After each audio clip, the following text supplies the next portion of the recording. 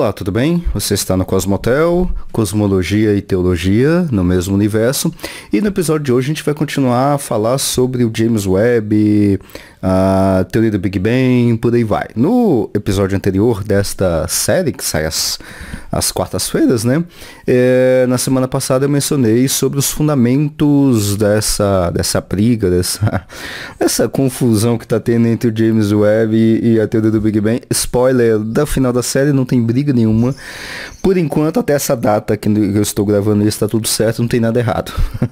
Vai que muda tudo, né? E na semana passada eu mencionei justamente os fundamentos da teoria do Big Bang, tá? E no episódio de hoje eu quero já começar a adentrar no James Webb, tá? E a gente vai trabalhar um pouquinho sobre como é que funciona o telescópio, como é que o James Webb funciona, quais são os seus equipamentos e tudo mais, de uma forma bem geral, tá? Porque em 2022, se não me engano, ou foi início de 23, não, foi 2022. 2022 eu fiz uma série aqui sobre o James Webb, tá? E ele não tinha ainda, aliás, ele já tinha, já estava no espaço, já tinha lançado aquelas primeiras 5 imagens, tá? Só que de lá para cá, o James Webb, ele mudou muita coisa em termos de entendimento na teoria do Big Bang, que a gente mencionou na semana passada, tá? Então eu preciso dar um empassão aqui no que o James Webb é, tá? Mas os episódios estão aí no Spotify, só estão no Spotify, tá? Não estão no YouTube, tá? Então você pode voltar aí e ouvir os podcasts que tem lá que eu gravei em 2022 sobre o James Webb, tá?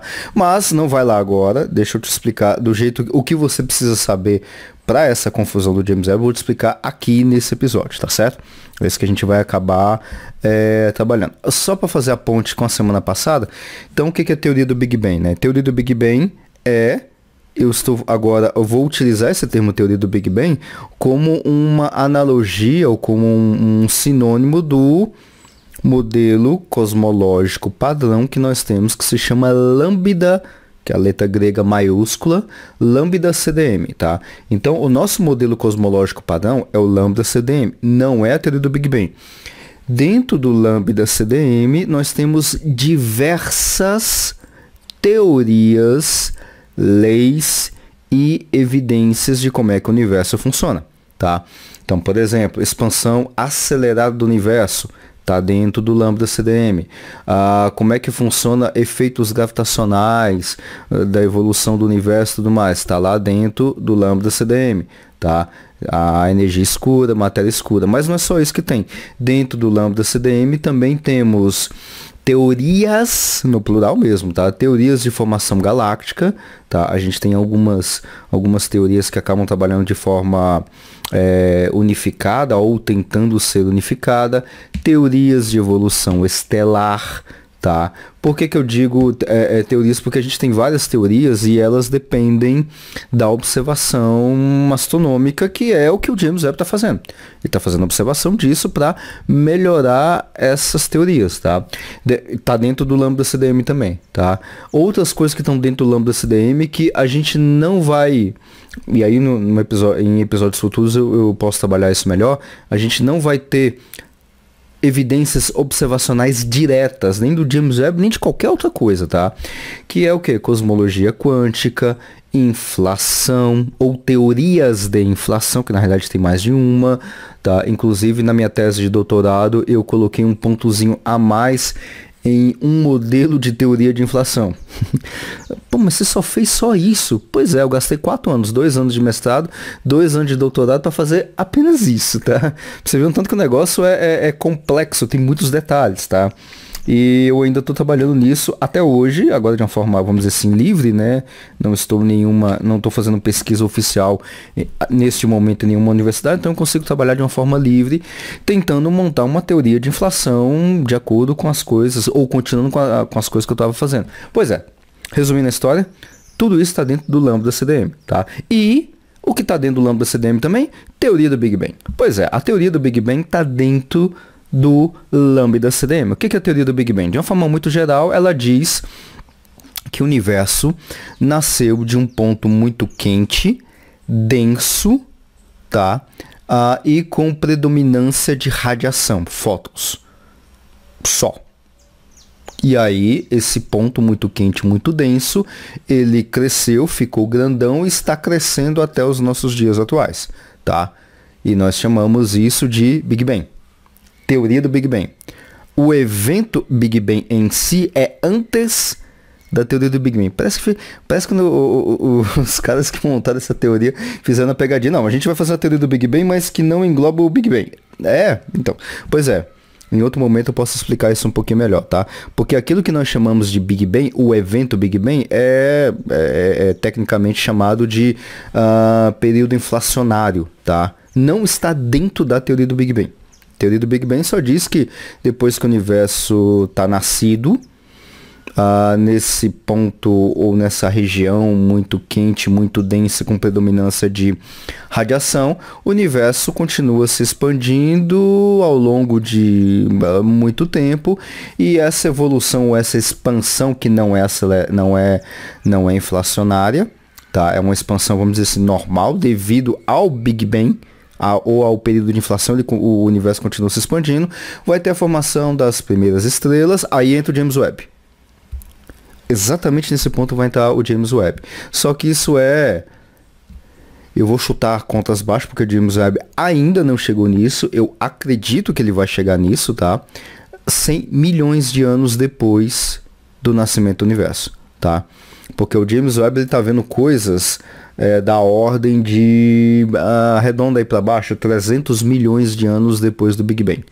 Tá? Vamos arredondar uns 250, 280 milhões de anos depois do Big Bang. Que é a formação das primeiras galáxias, que é o que ele está vendo, tá? Eu digo vendo, vendo mesmo, tá? Tem imagem, fotinha real mesmo, tá?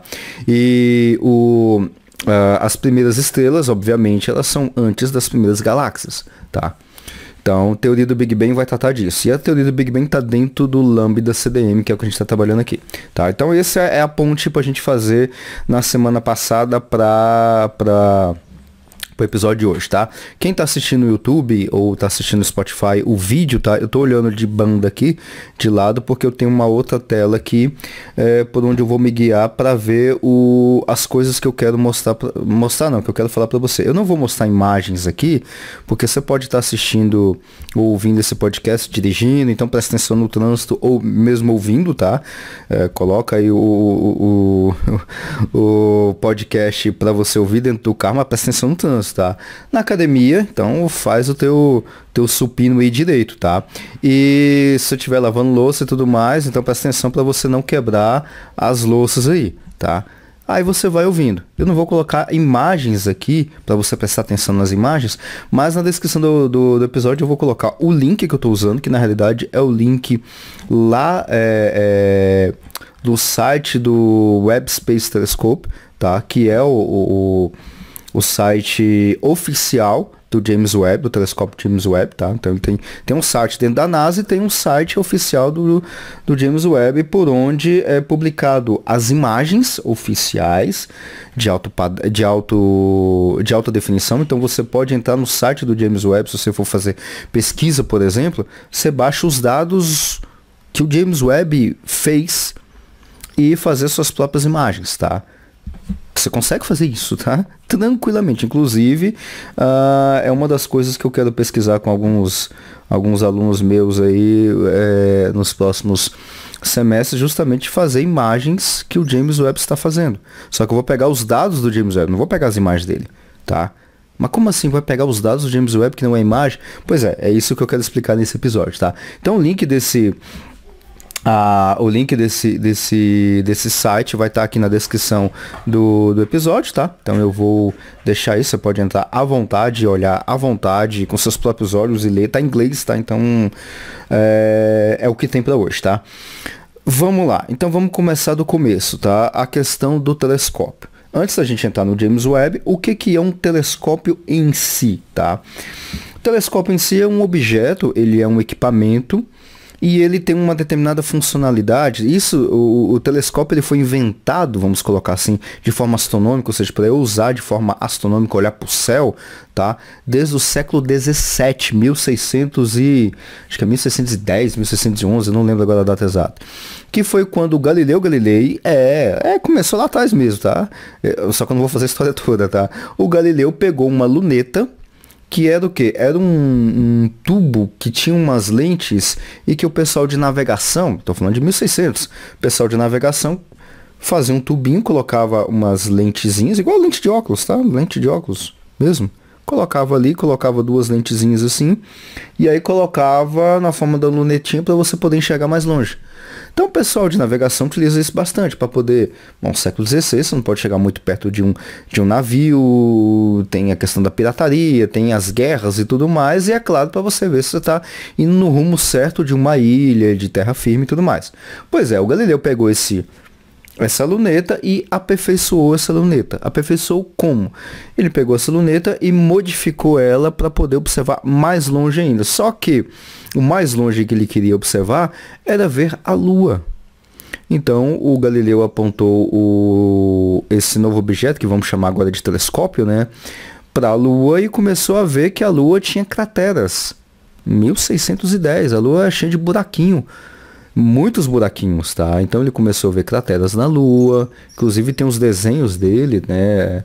Dá para se encontrar fácil os cadernos do Galileu que ele mesmo fazia. Não existia fotografia nessa época, né? Máquina fotográfica não existia, né? Então o cara tava olhando ali e fazendo aqui do lado os desenhos da Lua cheia de cratera. Aí ele apontou esse telescópio também, essa luneta modificada lá para Júpiter. E aí, quando ele apontou para Júpiter, ele viu a mancha de Júpiter, aquela grande mancha gigantesca de 1600 que está até hoje. Pois é, Galileu já observou essa mancha lá em 1610, né? E ele observou também que tinha alguns corpos que giravam ao redor de Júpiter e não ao redor da Terra. Então não temos geocentrismo, a gente vai ter então heliocentrismo? Kepler e Copérnico estão certos? Pois é, isso aí deu uma treta, que é palco para outro episódio que a gente pode comentar aqui. Não uma treta científica em si, tá? Porque isso dava implicações teológicas, tá? Mas isso é um outro detalhe.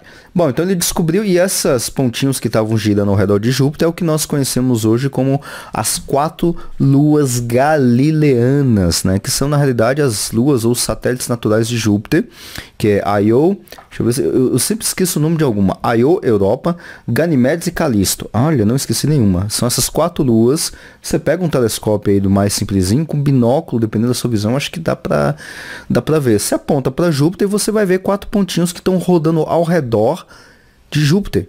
São as 4 luas galileanas: Europa, Io, Calisto e Ganimedes. Acho que agora nunca mais eu esqueço. Galileu observou isso. E com esse telescópio, 1610, vamos arredondar as contas aí, alguns anos depois, o Isaac Newton, o pai da física, vamos colocar assim, ele é pai de tanta coisa, né? Inclusive pai da ótica geométrica, que é o que nós temos hoje em dia, pegou, aperfeiçoou esse telescópio do Galileu, lembrando que o telescópio do Galileu é só por lente, tá? Lente de óculos, tá? Então a luz, ela apenas atravessa os vidros, fazendo aquelas coisas que a gente aprende na escola, pela lei de Snell-Descartes, aumento de lente e tudo mais, né? Quando você vai no oculista mesmo, você vai lá para corrigir o quê? Ah, agora eu tô enxergando bem. É porque tinha um pontozinho que eu tô olhando ali que estava desfocado, e a imagem estava um pouquinho menor. Aí eu coloco o meu óculos aqui, a imagem ela é corrigida para o tamanho que ela está vendo para dentro dos meus olhos. É uma lente, tá? Então, lente serve para isso. O Newton, ele já aperfeiçoou o telescópio para usar não lentes, mas para usar espelhos, tá? Então, espelho normal, esse espelho que você tem de casa, né? Só que aí ele aperfeiçoou para usar os espelhos côncavos e os convexos, né? É coisa que a gente aprende na escola, tá? Segundo ano do ensino médio, eu tô dando aula... aliás, eu vou dar aula disso para os meus alunos do segundo ano do ensino médio. A gente está vendo agora a parte de calorimetria, né, termometria, e o próximo conteúdo é ótica. Você aprende isso no ensino médio, tá? Então o Newton pegou espelhos e começou a modificar e fez um telescópio que tinha, vamos colocar assim, entre aspas, uma potência muito maior de nitidez, de visualização e tudo mais. Bom, aí passou-se os anos, aliás, os séculos, tá?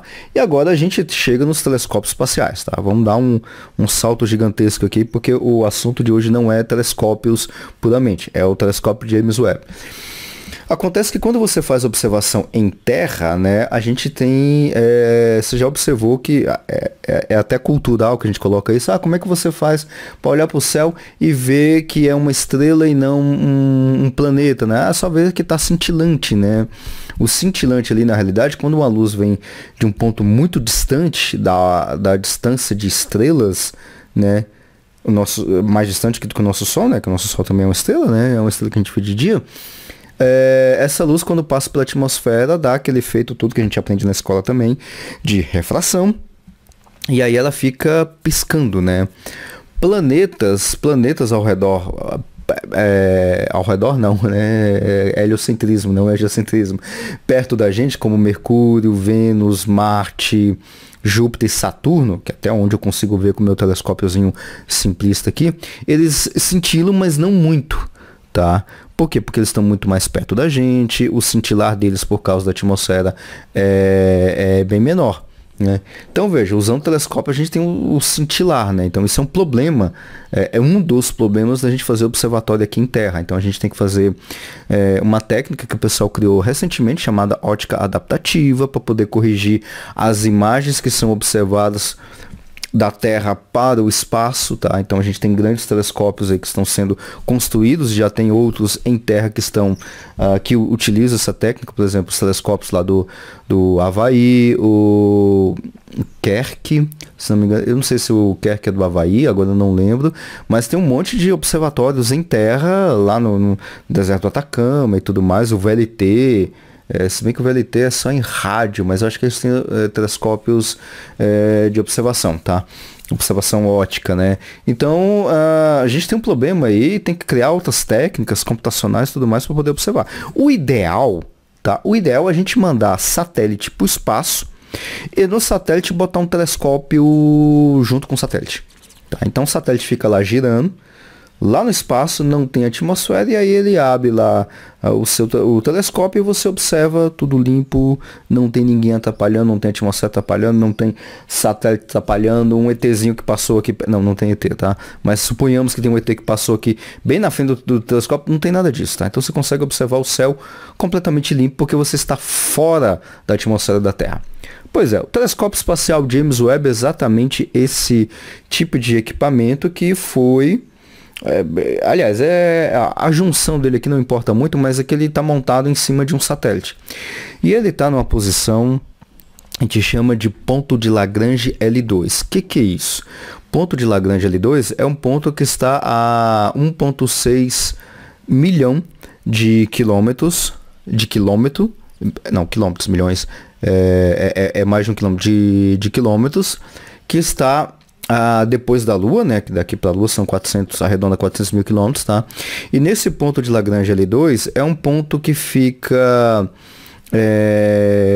1,6 milhão de quilômetros de distância da Terra, mas pega o sistema Terra, esse ponto e o Sol, ele tem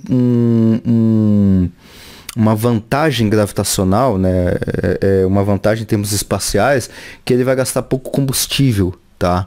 Porque ele fica lá justamente rodando ali, nessa região, girando junto com a Terra ao redor do Sol, e o balanço gravitacional, ou seja, o quanto que o Sol puxa o James Webb para o seu lado e o quanto que a Terra puxa o James Webb para o seu lado, fica em equilíbrio. Tá? Fica em equilíbrio. É igual a gente estuda lá na escola a gravidade de Newton. Pega dois corpos, um que tem uma massa maior, que tem a massa menor, acha o centro de gravidade entre eles. O que é o centro de gravidade?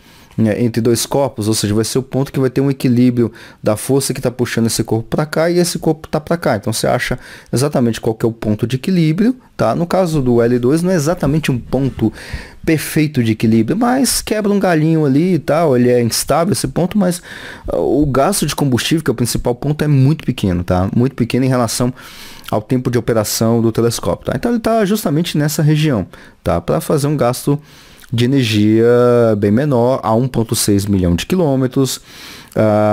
Então lá tá limpo, livre, leve, solto, e ali eu observo o céu todinho que está disponível para mim. James Webb é justamente isso, tá? E o James Webb, se você já observou ele, deixa eu dar só uma geralzão aqui no aparelho em si, tá? Ele tem algumas, uma, duas, três,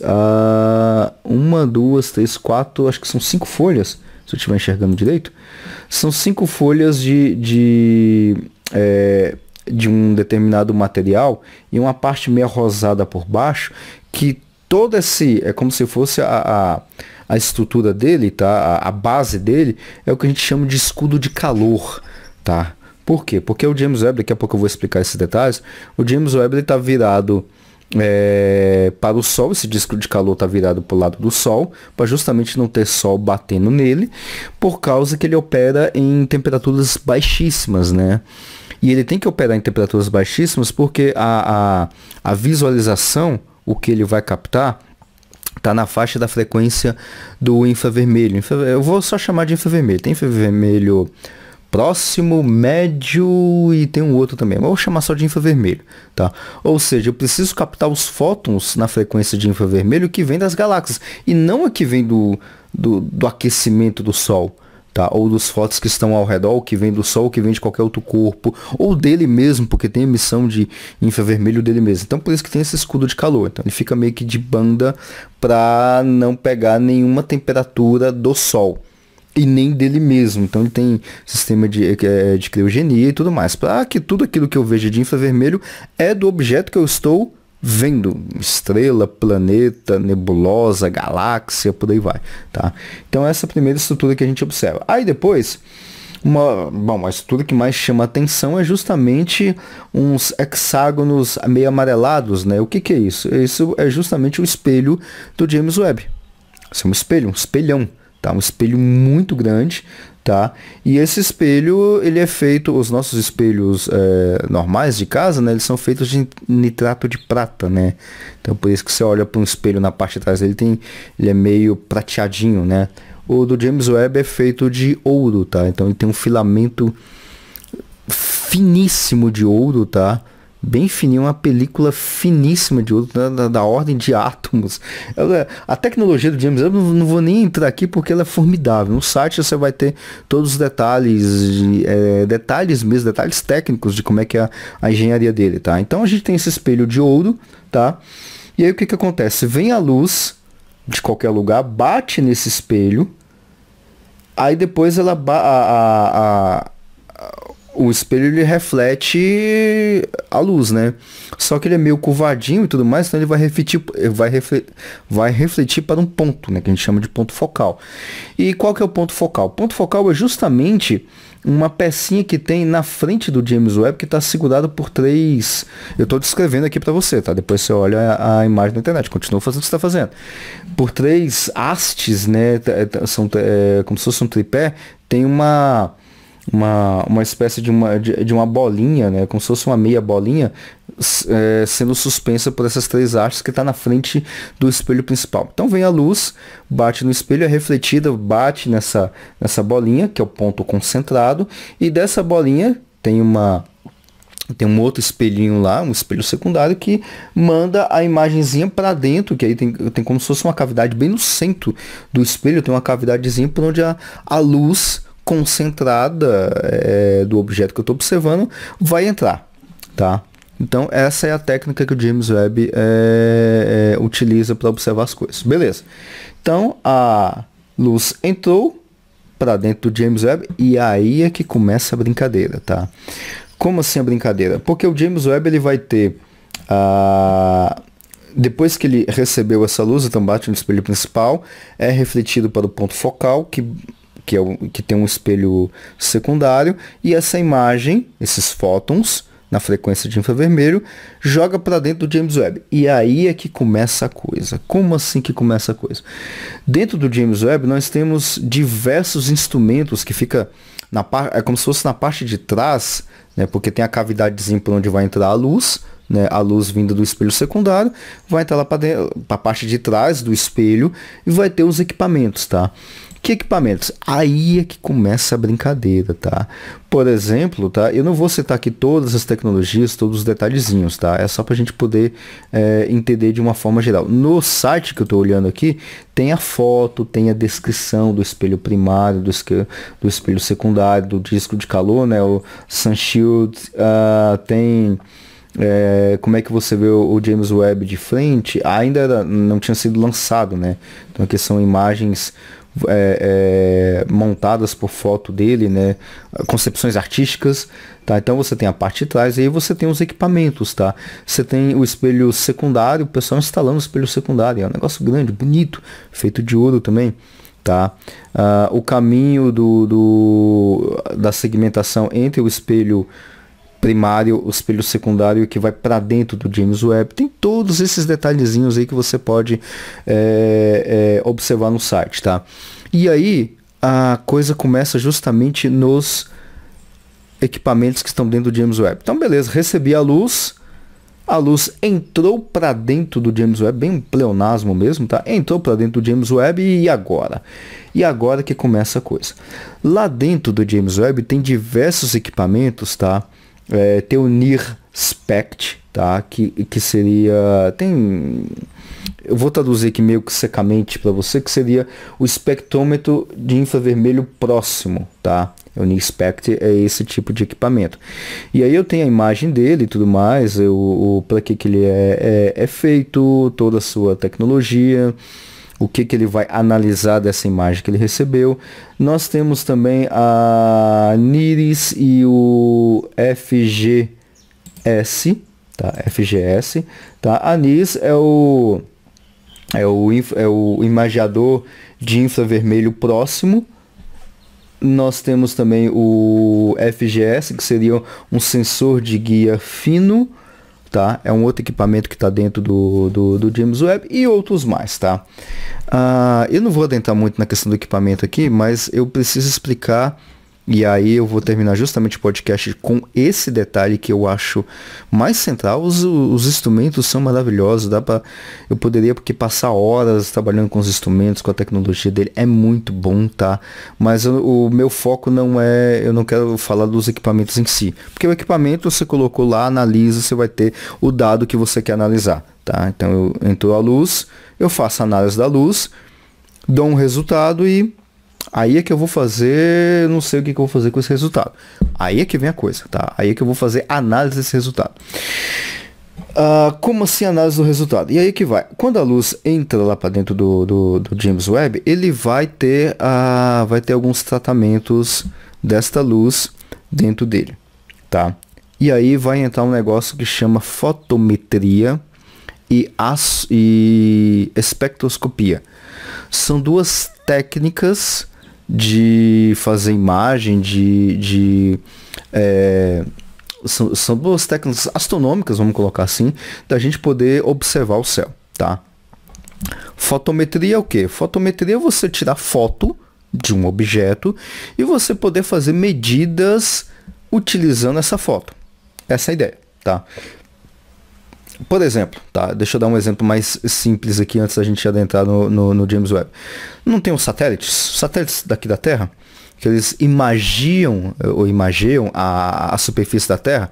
Pega um satélite ali que está, por exemplo, tá olhando para a Amazônia. Como é que você sabe que a Amazônia está em desmatamento, né? Então você tira fotos do satélite da Amazônia, lá de cima para baixo. Aí você tira uma foto de uma determinada região da Amazônia. Guarda essa foto. Aí você vai lá, um mês depois, e tira foto da mesma região da Amazônia. Agora você tem duas fotos, tá? E aí você compara uma foto com outra foto, você sabe que a distância no caso do satélite até a superfície da Terra é de tanto, e aí você tem pela foto da imagem que aquela região tem tantos quilômetros quadrados, e aí você viu lá um monte de pontozinhos que são as árvores, e agora na segunda imagem não tem as árvores. Então você vai lá, pega a área que você tinha antes, menos a área que você tem agora, tirado os pontozinhos, diminui uma pela outra, o que você vai ter? A área desmatada. Você está fazendo isso por fotometria. Beleza. A ideia do que o James Webb acaba trabalhando com a questão de foto, ou seja, de fotometria, é que ele vai fazer a mesma coisa, só que para coisas longe, tá? Para coisas muito distantes, tá? Então, eu vou observar, por exemplo, uma galáxia, e aí o que eu vou fazer com essa galáxia? Eu vou fazer o quê? Eu vou tirar uma foto dessa galáxia, e vou medir através da foto desta galáxia, eu vou medir qual que é a distância que essa galáxia está de mim, tá? Então eu meço a foto dessa galáxia, tá, mas como é que eu vou entender a distância dessa galáxia? Bom, através da foto, a gente já tem essas técnicas já bem aperfeiçoadas há bastante tempo, tá? Com essas fotos eu consigo saber a composição através do brilho, magnitude aparente e tudo mais. São técnicas que a gente já conhece já há bastante tempo e trabalha bastante tempo com isso, tá? Então eu vejo a composição e aí eu vejo qual que é a distância só por foto. Por exemplo, o James Webb tem foto do Saturno por fotometria. Então ele bateu foto de Saturno por fotometria. A gente consegue calcular a distância que o James Webb fez de nós da Terra até Saturno. Nem preciso, porque a gente já tem outras técnicas mais fáceis de entender ou mais fáceis de fazer do que por essa. Mas é uma técnica, então ele usa foto, tá? Lembra daquela imagem, da primeira imagem que o James Webb publicou em 2022, né? 2022 que ele publicou a primeira imagem? Que é um aglomerado de galáxias SMACS 0723. Primeira imagem, você coloca aí, First Image James Webb. Você vai ver a primeira imagem aliás, pode colocar em português mesmo que você consegue achar. Aquela imagem é uma foto. James Webb foi lá e tirou uma foto usando a técnica de fotometria. Tá? E aí, eu acabei abrindo aqui um outro documento onde eu sintetizei algumas imagens, tá? De uma palestra que eu dei do primeiro seminário do grupo temático de física da BC2, tá? Eu vou colocar o link aqui, lá nessa palestra eu detalhei essas coisas que eu estou falando aqui para você, tá? Então lá tem as imagens e tudo mais, você pode olhar. O James Webb, ele tem, além da NIRIS e do FGS e do NIRSPECT que eu acabei mencionando, ele tem outros dois equipamentos principais, né? Que é o MIRI e o NIRCam, tá? E o NIRCam, por exemplo, é o que faz, junto com o NIRIS, é o que faz imaginamento de objetos usando a técnica de fotometria, tá? Então, fotometria é o quê? Resumindo a história, é eu tirar foto de um objeto e estudar esse objeto usando as suas características, saber qual é a sua distância e tudo mais, tá? Pois é, essa é uma técnica. A outra técnica que eu acabei mencionando é o que a NIRSPECT, que é um outro equipamento lá do James Webb, faz. Que é o que? É um espectrógrafo, né, que faz espectroscopia do objeto que eu estou observando. Tirei a espectroscopia e aí eu faço a mesma coisa que a fotometria. Vou medir distâncias e por aí vai, tá? Aí é que tá a coisa. Primeiro, o que é espectroscopia, tá? Só para você entender de uma forma bastante simples, no site do James Webb tem isso, tá? Inclusive, o que eu estou olhando aqui está em espanhol dentro do site que está em inglês, tá? Talvez você consiga até entender um pouquinho melhor aí, de acordo com o seu espanhol. O que é espectroscopia? Espectroscopia é o seguinte: eu pego a luz de um objeto, aí eu coloco esse objeto reflexo e tudo mais e jogo dentro desse espectrógrafo. O que o espectrógrafo faz?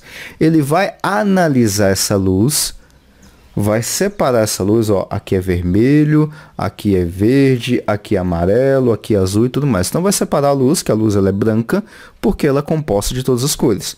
Então ele vai pegar a luz, vai separar ela em todas as suas cores, ou seja, nos seus comprimentos de onda. E aí, quando ele faz essa separação, a gente vai ter Deixa eu achar uma palavra melhor. Uma digital. Pronto, acho que essa expressão tá melhor. Eu vou achar uma digital. Como assim? Quando eu faço a separação da luz e tudo mais que eu recebi, eu vou ter a posição certinha. Depois você coloca no Google aí, mas tem aqui no site do James Webb, tá? Coloca espectroscopia, tá? Ou espectro eletromagnético. Melhor, espectro eletromagnético, tá? É literalmente aqui, tá? É um espectro eletromagnético, tá?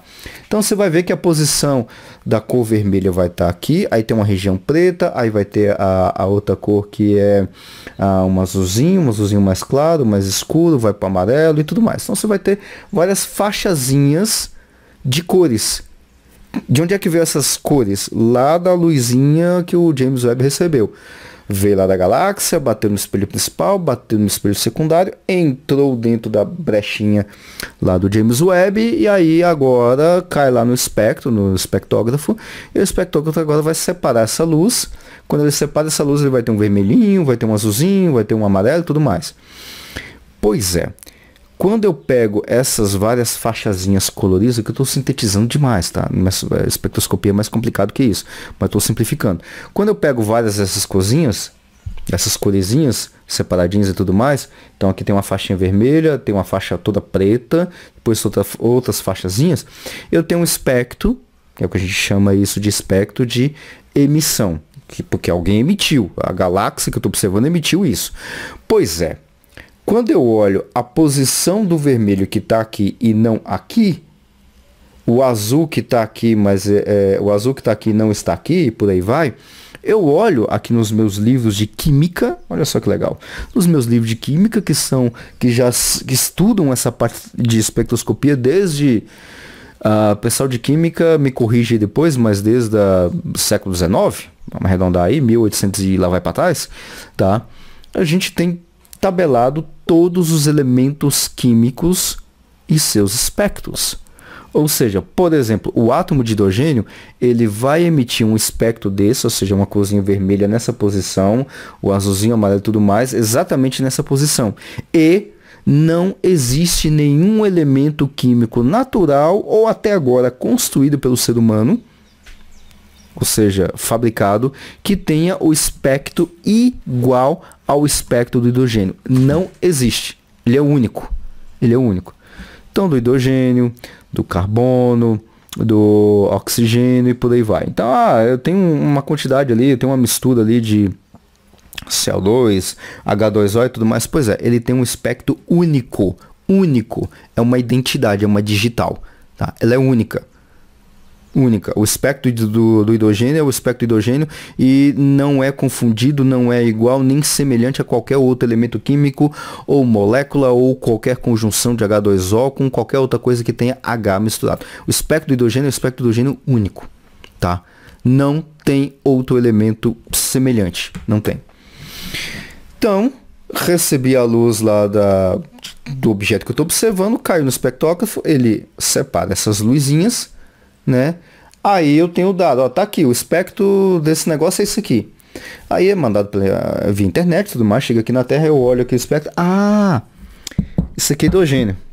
Então esse objeto que eu estou olhando, ele tem hidrogênio, mas é claro que no espectro ele não vai aparecer só hidrogênio, ele vai aparecer vários elementos que aqui eu vou combiná-los aqui dentro das minhas tabelinhas e vou olhar, olha, essa galáxia tem hidrogênio, tem carbono, tem oxigênio, planetas, por exemplo, que o James Webb já tá analisando planetas, né? Ele olha para a atmosfera lá e fala, ó, aquela atmosfera ali tem água, tá? Água líquida. Porque no espectro tá aparecendo o espectro de H2O, tá? O espectro H2O. Pois é legal, né, isso, né? Então tá lá o espectrozinho bonitinho. Então eu consigo saber exatamente quais são os elementos químicos que estão dentro desse que foram emitidos por esse objeto. Só que aí tem um outro detalhe. Tá? E aí eu vou finalizar o podcast com esse último detalhe, que é o tal do redshift. O que é isso? Redshift traduzindo para o português, desvio para o vermelho. Eu tenho um espectro, né? Eu tenho aqui minhas tabelinhas de espectro, né? Pois é, essas tabelinhas de espectro são únicas para cada elemento químico. Aí eu olho o que o James Webb me deu. Eu vejo o espectro do hidrogênio, que é igualzinho o espectro do hidrogênio que eu tenho aqui. Só que o espectro do hidrogênio está deslocado para o lado vermelho, tá? Ou seja, eu tenho o espectro do hidrogênio todinho, só que quando eu olho para a imagem, pro espectro que o James Webb me deu, esse espectro do hidrogênio está deslocado para o lado vermelho. Mas é a digital, pensa na digital, mas a digital do hidrogênio, mas está deslocada para o vermelho. Eu leio, essa aqui é uma leitura, é bater o olho e ver, tá aqui, eu tô vendo. E aí a gente tem um negócio que a gente chama de efeito Doppler. Tá? A gente aprende isso na escola também. O que é o efeito Doppler? Efeito Doppler para o som, que isso aí tá mais fácil. Você já ouviu sirene de polícia, sirene de ambulância, né?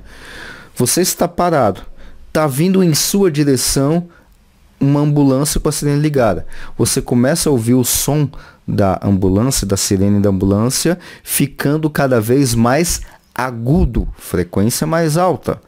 Depois que a ambulância passou por você, você escuta o barulho da sirene da ambulância se afastando de você, ficando cada vez mais grave, frequência mais baixa.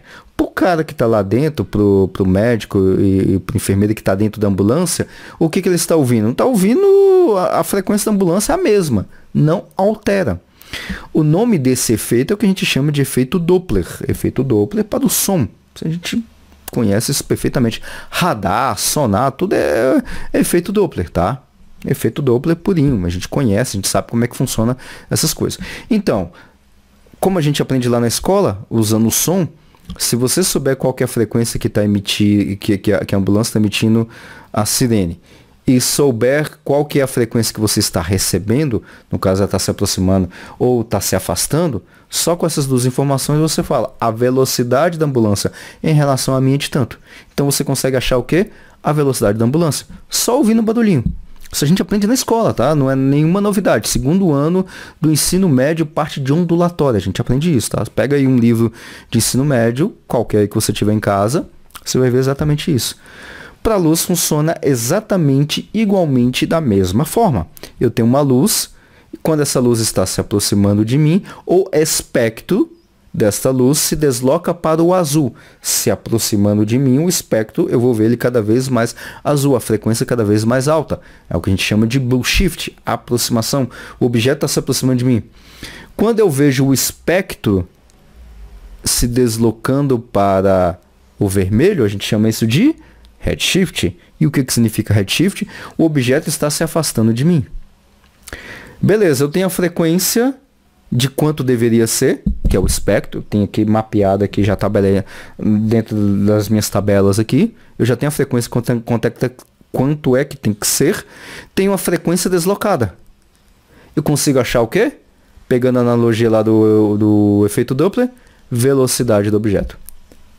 Achando a velocidade do objeto, ou sabendo a velocidade do objeto de afastamento, no caso do redshift, eu consigo, usando a lei de Hubble-Lemaître, que aí eu vou mencionar isso no próximo episódio, que é aí que a gente vai começar a adentrar um pouquinho mais de cosmologia e o que o James Webb está observando, analisando, sabendo a velocidade, olhando a lei de Hubble-Lemaître, eu consigo saber o que? A distância daqui até esse objeto, de mim até esse objeto. Quando eu faço isso, aí o negócio fica bonito. Eu consigo ver que esse objeto que eu estou pegando usando espectro, esse objeto está lá longe.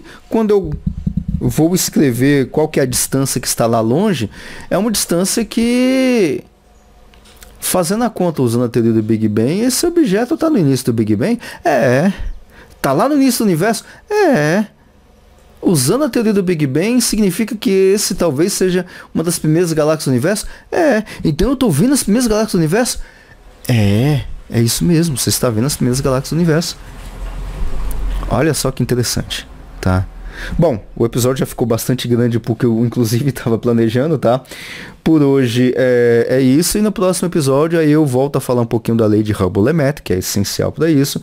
E é claro que eu já usei aqui como é que o James Webb faz as suas imagens e as tretas, onde é que estão as tretas de tudo isso que o James Webb refutou a teoria do Big Bang, não refutou, deveria refutar, e como é que é? Aí a gente tem que entrar um pouquinho na lei de Hubble-Lemaître, evolução das galáxias, metalicidade das galáxias, que tem a ver com fotometria, que eu expliquei aqui, e espectroscopia.